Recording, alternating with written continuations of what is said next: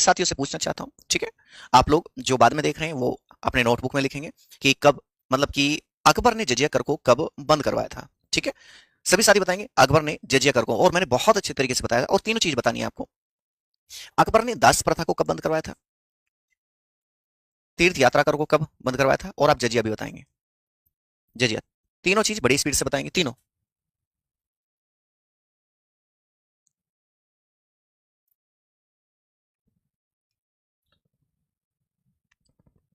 शाबाश, combined PDF मिल जाएगी बच्चे। औरंगजेब के समय जाट विद्रोह हुए। पहला चूड़ामन आगरा उत्तर प्रदेश में किया, और गोकुल ने 1669 में, राजा राम ने 1685 ईस्वी में। और आप जानते हैं राजा राम ने तो गुस्से में अकबर और जहांगीर की अस्थियां निकलवा के उसमें आग लगा दी थी। मतलब कि आप अंदाजा लगा लीजिए इस समय उनकी अस्थियां नहीं है। औरंगजेब की मृत्यु 1707 ईस्वी में होती है, जिसका मकबरा कहाँ है भैया? संभाजीनगर महाराष्ट्र में है। कहाँ है कि भैया? संभाजीनगर महाराष्ट्र में है। हम्म, मैं एक बार आपको प्रश्नों की तरफ और लेकर चलता हूँ।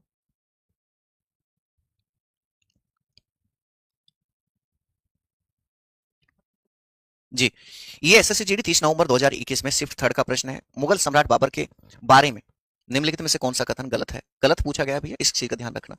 गलत कौन सा है? जब वह सिंहासन पर बैठा तो उसकी उम्र 18 वर्ष थी। उसने फरगना के राजा सिंहासन पर विजय प्राप्त की।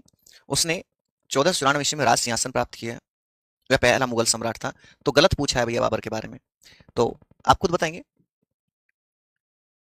क्योंकि मैंने सारी चीजें कराई हैं भैया, यहाँ क्लास में कराई हैं और दिलो जान से कराई हैं। जिसने नहीं किया उसका प्रश्न का आंसर गलत आएगा। और बहुत अच्छा लग रहा है, वेरी गुड। ए, ठीक है, बहुत अच्छे। अगला प्रश्न क्या है?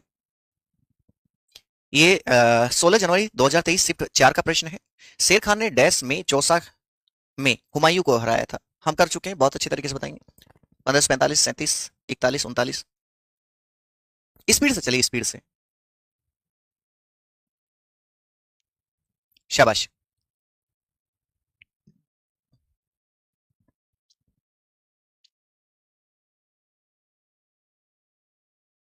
Very good. Option number D, 39 में।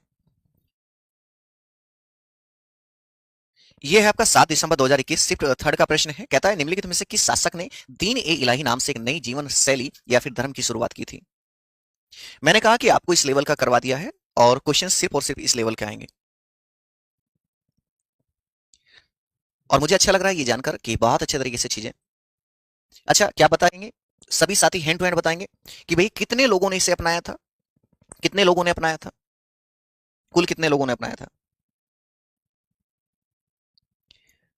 जी। अगला प्रश्न और भी प्यारा है। 8 दिसंबर 2021 शिफ्ट फर्स्ट का प्रश्न है। कहता है मुगल बादशाह अकबर की मृत्यु निम्नलिखित में से किस वर्ष में हुई थी? किस वर्ष में हुई थी? शाबाश। 1666, 1789, 1605, 1540। प्लीज प्लीज रिक्वेस्ट कर रहा हूं, क्वेश्चन अब मत गलत कीजिए। इतने प्यार से, इतने धैर्य से चीजें कराई हैं। मैं जानना चाहता हूं कि मैंने क्या कमी छोड़ी है यार। अब भी क्वेश्चंस के आंसर गलत आ रहे हैं, तो ऐसे क्यों कर रहे हो मेरे भाई? तो आप क्या बताएंगे भैया? 1605 में, ठीक है। 1656 से 1605 ईस्वी का शासनकाल अकबर का रहा है। हम्म, ये प्रश्न 19 फरवरी 2019 शिफ्ट सेकंड का प्रश्न है। मुगल बादशाह अकबर का मकबरा कहाँ स्थित है? अजमेर, जौनपुर, सिकंदरा या फिर औरंगाबाद? अकबर का।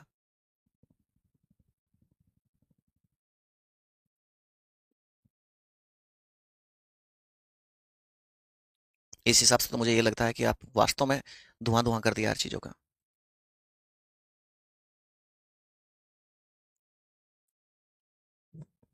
बहुत अच्छे, कहाँ बताया कि भैया सिकंदरा में है। बहुत अच्छे। ये क्वेश्चन बड़ा बढ़िया है। दारा सिकों के पिता का नाम क्या था? 7 दिसंबर 2021 शिफ्ट सेकंड का ये प्रश्न है मेरे दोस्त। सबका आंसर आना चाहिए। और मैंने कराया था, याद करिए, कि सिर्फ 7 ही बच्चे जीवित थे।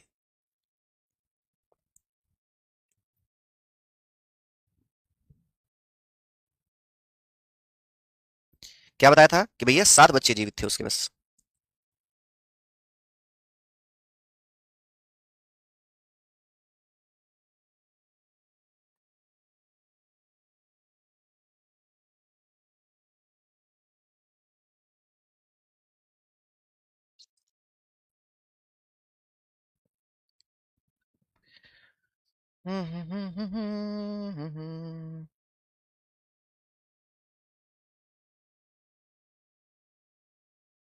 शाबाश।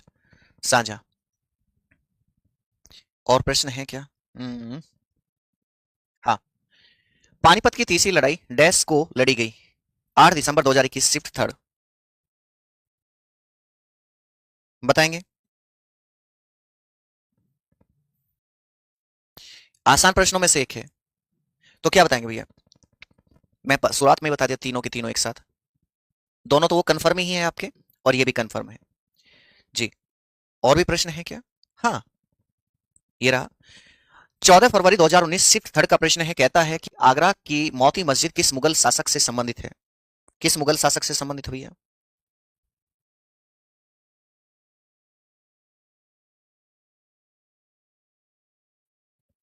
किससे संबंधित है?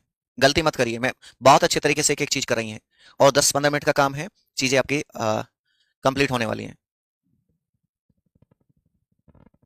करो खूब। शाहजहां भैया, शाहजहां। और प्रश्न है क्या? हम्म, नहीं, और तो आधुनिक भारत के इतिहास के हैं। और तो आधुनिक भारत के इतिहास के प्रश्न है भाई।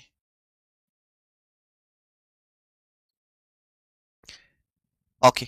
अब आपको पोस्ट मुगल पीरियड जो रहा है, वहां एक बार लेकर चलता हूँ। ये कुछ चीजें पोस्ट मुगल के नाम से जानी जाती हैं, कुछ आधुनिक भारत के इतिहास से। हालांकि आधुनिक भारत के इतिहास की जो मैराथन है मैं नहीं कराऊंगा, सर हैं विकास मिश्रा सर, वो कराएंगे। ठीक है, विकास मिश्रा सर कराएंगे। एक बार शुरू से सर, शुरू से दोबारा पढ़ाऊं? है। बहादुर शाह प्रथम, आप जानते हैं 7 से 12 तक शासनकाल रहा है, उपनाम वृद्ध शासक है, इसे साहिब बेखबर कहा गया है, शाह आलम प्रथम के नाम से जाना गया, वास्तविक नाम इस व्यक्ति का मुअज्जम था। इसके बारे में हमें ज्यादा नहीं जानना है। ठीक है। इसके बाद में जो शासक आता है वो आता है जहांदार शाह। शासक कौन सा है? जहांदार शाह। अब ये जहांदार शाह, इस व्यक्ति को बस क्या ही तो बताऊं मैं। 712 से 13, 10 माह का इसका शासनकाल रहा। इसका लंपट मूर, पता है लंपट मूर क्यों कहा गया? ये लाल कुंवर जो एक नर्तकी थी, डांसर थी, ये इसे अपने साथ हमेशा रखता था। ये इसे हमेशा अपने साथ रखता था। ये अपने कहीं भी आ रहा है, जा रहा है, कुछ भी कर रहा है। ठीक है ना? हाँ, शायद डाई हार्ट फैन होगा, है ना? इसने एक काम ठीक कर दिया था कि जो जजिया था उसे पूर्ण रूप से समाप्त कर दिया था। जो जजिया टैक्स था, इसे पूर्ण रूप से समाप्त कर दिया था। तो अब आपको ये पता चला कि इसे लंपट मूर्ख क्यों कहा गया है। जैसे कुछ होते हैं नवविवाहित जोड़े, ठीक है, शादी होने के बाद में जैसे तैसे शादी हुई होती है, तो शायद अपनी पत्नियों के पीछे ऐसे ही पागल रहते होंगे, है ना? फारूक सियार, फारूक सियार का मामला अलग ही है, ये अलग ही टॉप लेवल का बंदा रहा है फारूक सियार। ये ऐसा व्यक्ति हो रहा है, इसके ऊपर जब अटैक हुआ करता था तो ये महिलाओं की मजारों में महिलाओं के कपड़े पहनकर छुप जाया करता था। इस वजह से इसे घृणित कायर कहा गया है। अब सबसे बड़ी दिक्कत क्या आई? इसे एक बीमारी थी, इसे एक बीमारी थी। बीमारी कैसी थी? ये बैठ नहीं पाता था ठीक से। अब अंग्रेजों को पता चला कि मामला तो गड़बड़ है, कुछ ना कुछ पता चला कि ये तरीके से बैठ नहीं पाता। तो एक शिष्टमंडल आया था, जिसका अध्यक्ष कौन थे? जॉन सरेमन। वो अपने साथ एक डॉक्टर को लेकर आए, डॉक्टर को। अब ये डॉक्टर साहब जो हैं कह रहे हैं कि हमें पता है आपको क्या समस्या है।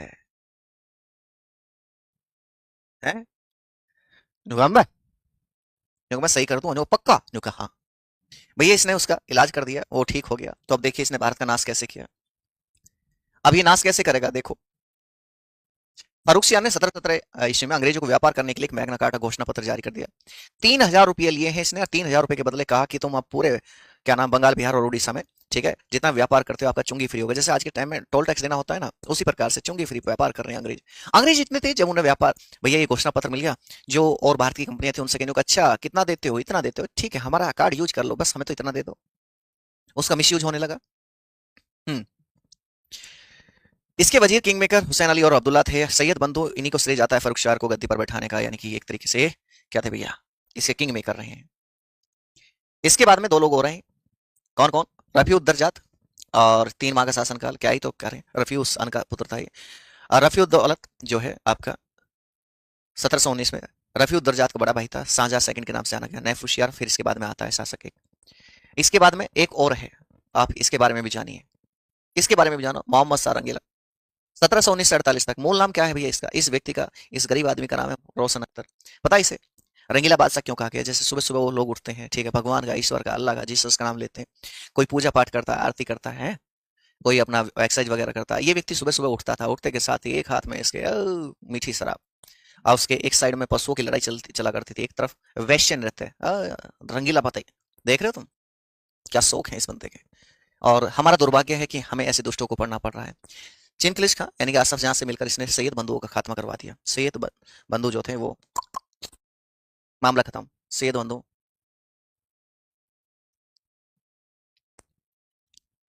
हाँ।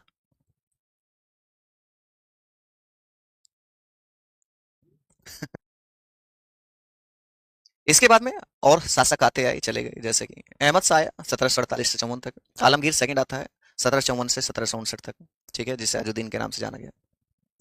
इसके बाद में और कौन आया? सालम सेकंड आया 1760 से 1800 तक। तीसरा सबसे लंबा शासनकाल इस व्यक्ति का रहा है। तीसरा सबसे लंबा शासनकाल। मैं जान सकता हूं मुगल काल में सबसे लंबा शासनकाल किस व्यक्ति का रहा है? हम्म? सर और कितनी देर चलेगा? कंप्लीट होने की कगार पे बचे, परेशान क्यों होते हो है? आपको तो ये कहना चाहिए सर जी और क्लास लंबे समय तक चलाइए। अकबर सेकंड जो है राजा राम मोहन राय को ये राजा की उपाधि देता है, ठीक है। पहला नाम था राम मोहन राय और राजा की उपाधि दी, ठीक है। और ये दूसरा अंतिम मुगल बादशाह था। दूसरा अंतिम मुगल बादशाह था। जो अंतिम मुगल बादशाह रहा है भैया वो कौन है? वो आप सभी के सामने है। कौन है? बहादुर शाह जफर द्वितीय। 1837 से 57 तक का शासनकाल इस व्यक्ति का रहा है। अंतिम मुगल बादशाह है। 1857 क्रांति में कैद करके इस व्यक्ति को रंगून यानी कि म्यांमार भेज दिया गया था। वहां 1862 ईस्वी में इस व्यक्ति क्या हो गई भैया? मृत्यु हो जाती है। और जफर नाम से ये व्यक्ति कविताएं लिखता था। क्या लिखता था कि भैया? जफर नाम से ये व्यक्ति कविताएं लिखता था। ओके, जफर नाम से। दरबारी कवि कौन था इस व्यक्ति का? मिर्जा गालिब था। कौन था भैया? मिर्जा गालिब।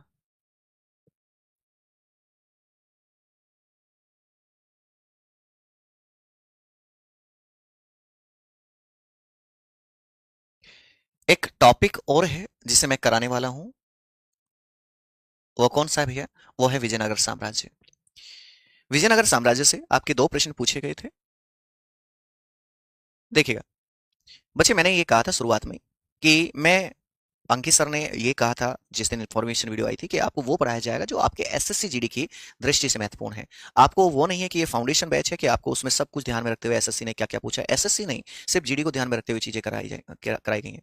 होने के लिए बहुत कुछ है। आप जानते हैं कि जिस चीज को हम महीनों भर पढ़ते हैं उससे 4-5 घंटे में हम लोग कर रहे हैं, तो कहीं ना कहीं कुछ चीजों से कॉम्प्रोमाइज हमें करना पड़ता है। और कॉम्प्रोमाइज मैंने कहा कि परीक्षा में प्रश्नों की जिम्मेदारी मेरी है, समझे।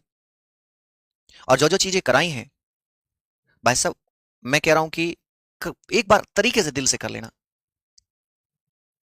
देखिए, विजयनगर साम्राज्य मध्यकाल में स्थापित होने वाला प्रथम हिंदू राज्य ये रहा है। स्थापना होती है 1336 ईस्वी में मोहम्मद बिन तुगलक के समय में। और संस्थापक कौन रहे? हरिहर राय और बुक्का राय। और ये काकतीय वंश के सामंत थे। क्या बताएंगे कि भैया ये काकतीय वंश के सामंत रहे हैं। ओके। काम्पिल्य अभियान के दौरान बंदी बनाए गए थे और दिल्ली लाए गए थे। दोनों ने इस्लाम धर्म स्वीकार कर लिया था, लेकिन जब ये आजाद हो जाते हैं तो काम्पिल्य विद्रोह दमन करने के लिए इन्हें भेजा गया और इनकी मुलाकात होती है माधव विद्यारण्य। इससे माधव विद्यारण्य से। हम लोग बात करने वाले हैं किसके बारे में? राजधानी के बारे में। हम्पी राजधानी थी जिसके दूसरे दो नाम और देखने के लिए मिलते हैं, विद्यानगर और हस्तिनावती, जो कि तुंगभद्रा नदी के किनारे थी। कुल 4 राजधानी रही हैं। कुल 4 राजधानी। अन्यगुड़ी पहली, विद्यानगर जिसका दूसरा नाम हम्पी था प्रमुख रही है, पेनगुड़ा तीसरी और चंद्रगिरी अंतिम रही है। मैं इसलिए करा रहा हूं क्योंकि कृष्णदेव राय से प्रश्न पूछे गए हैं। विजयनगर साम्राज्य में 4 वंश रहे हैं, ठीक है। जिस प्रकार से दिल्ली सल्तनत में आपके 5 वंश रहे हैं, उसी प्रकार से 4 वंश यहाँ रहे हैं। इन्हें जानना थोड़ा सा मुझे लगता है कि जरूरी है आप लोगों के लिए, और जानना भी चाहिए। संगम वंश 1336 से 1485 तक सर्वाधिक समय तक रहा है। सोलू वंश 1485 से 1505 सबसे कम समय तक। और तोलू वंश जो है 1505 से 1570 तक। और 1570 से 1650 तक अरविडो वंश रहा है, ठीक है। आप याद कैसे रखेंगे? हिदायत करने का तरीका बता दे रहा हूं आपको। SST याद कर लो बस। SST, समझे? SST। और SST में बाद में सिर्फ और सिर्फ ए ऐड कर लेना, बस। SST प्लस ए। तो आपके विजयनगर साम्राज्य जो है उसके 4 वंश आपसे पूछा जा सकता है, निम्नलिखित में से कौन सा विजयनगर साम्राज्य का एक वंश नहीं है? तो आप बताएंगे। इसके बाद संगम वंश की बात करें, 1336 से 1485 ईस्वी तक ये वंश रहा है। पिता का नाम क्या था? संगम। और इन्हीं के नाम पर इस वंश का नाम पड़ा।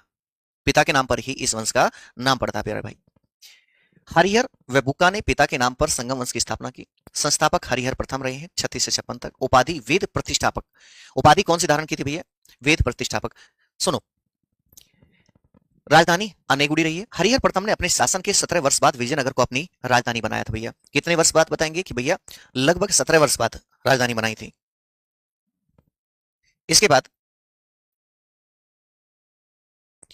हम लोग जानेंगे किसके बारे में कि भैया बुक्का प्रथम के बारे में। 1356 से 77 तक। इस व्यक्ति का अन्य नाम क्या है? तीन समुद्रों का स्वामी। क्या बताएंगे भैया?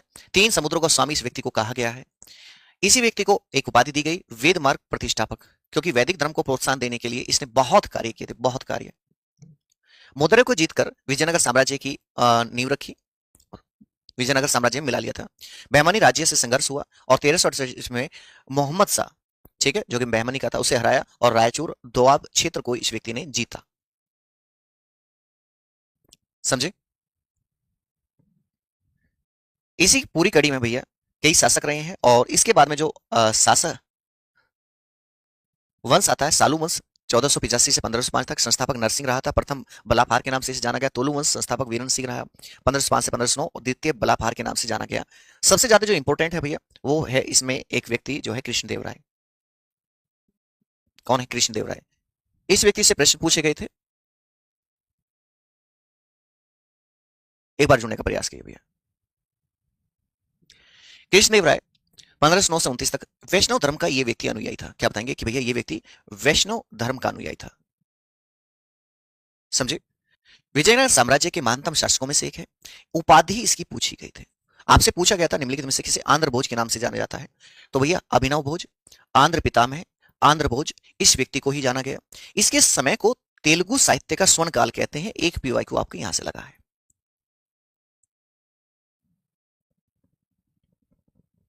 ओके। इसके बाद इन्होंने तेलुगु के प्रसिद्ध ग्रंथ अमुक्तमाल्यद यानी कि विस्तुवित्तीय की रचना की।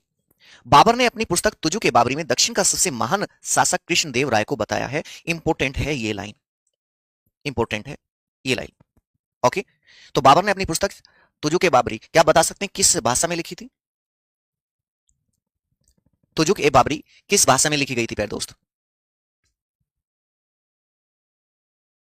किस भाषा में?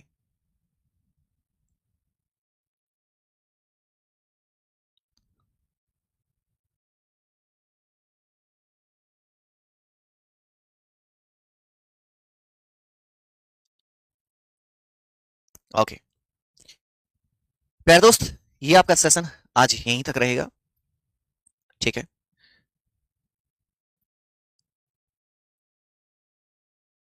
बहुत बढ़िया। अच्छा मैं आपसे पूछूं कि मुगल साम्राज्य में कौन से दो ऐसे शासक रहे जिन्होंने अपनी आत्मकथा लिखी? दो शासक रहे हैं, दो शासक रहे हैं जिन्होंने अपनी आत्म यार ऐसे में नहीं करना चाहिए। हम्म, आत्मकथा को लिखने वाले दो शासक कौन कौन रहे हैं?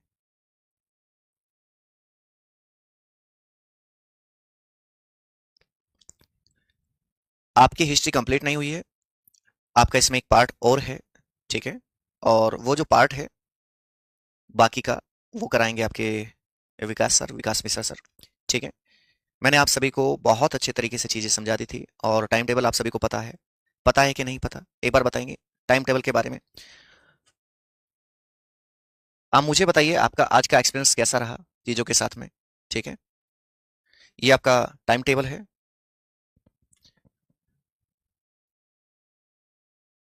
कैसा आपका? अब मेरे दो प्रश्न हैं, इन प्रश्नों की का उत्तर आपको कमेंट बॉक्स में देना है। एक प्रश्न तो है ये,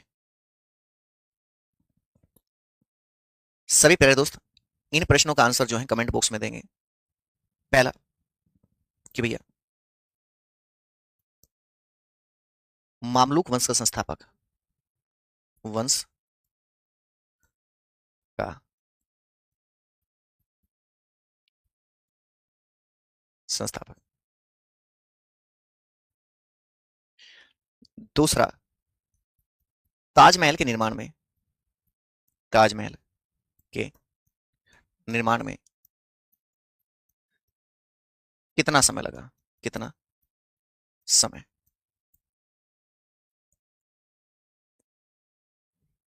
ताजमहल के निर्माण में कितना समय लगा था? ये दोनों चीज आपको कमेंट बॉक्स में बता देनी है। आपका कोई डाउट है, कोई समस्या है तो आप मुझसे पूछ सकते हैं, पुट अप कर सकते हैं। ये पीडीएफ आपको यूं क्यों ही जैसे मैंने कराई है इसी सीक्वेंस में, इसी सीरीज में आपकी अपलोड हो जाएगी थोड़ी सी देर में ही, ठीक है, अगली 10 से 15 मिनट में।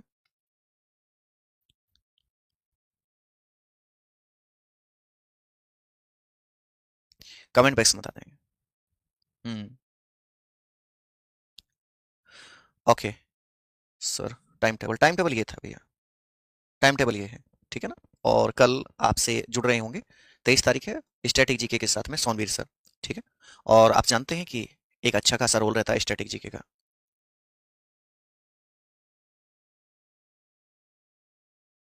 आपको तो कमेंट भी इतनी स्पीड से आ रहे हैं, मुझे हाथ पल्ले भी नहीं लग रहे।